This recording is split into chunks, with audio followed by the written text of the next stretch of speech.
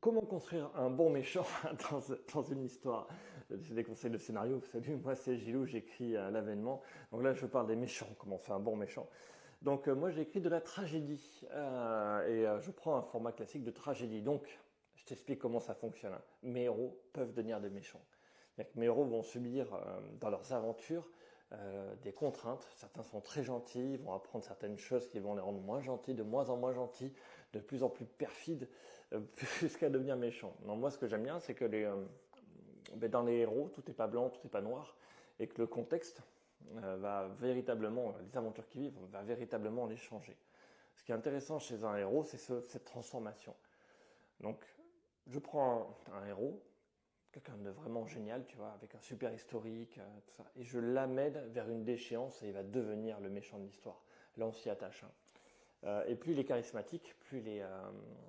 C'est un peu ce qu'il essaie de faire avec Marvel, tu vois, il essaie de donner des méchants, en leur donnant des excuses. Mais là, moi, je ne vais pas leur donner des excuses sur le fait qu'ils deviennent méchants. Ils vont vivre des événements qui vont forcément les amener à devenir terribles. Euh, c'est une tragédie, hein.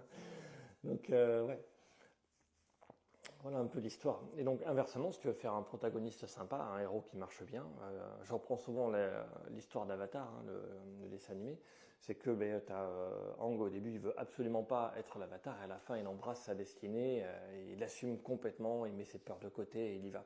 Tu vois, cette transformation entre au début où je fuis la situation, ou à la fin où je l'accepte et même j'y vais de moi-même, c'est cette différence-là en fait qui est intéressante dans la construction du personnage.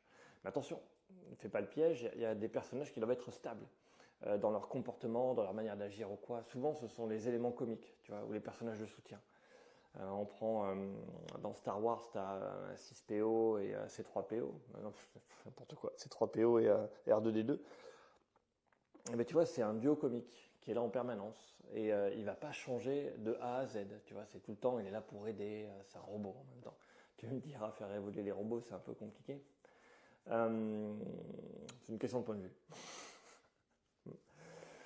Et ouais, tu vois, tu as des personnages fixes. Moi, dans mon univers, tu as Melpomène, qui est la muse de la tragédie, qui est un personnage satirique, comique, qui est là du début jusqu'à la fin.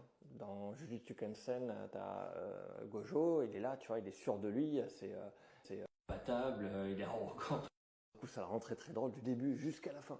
Tu vois, tu as des personnages comme ça qui sont des clés de voûte de l'histoire et qui ne peuvent pas être modifiés. Mais par contre, le héros, le véritable protagoniste, lui doit évoluer dans ses concepts et sa manière de penser.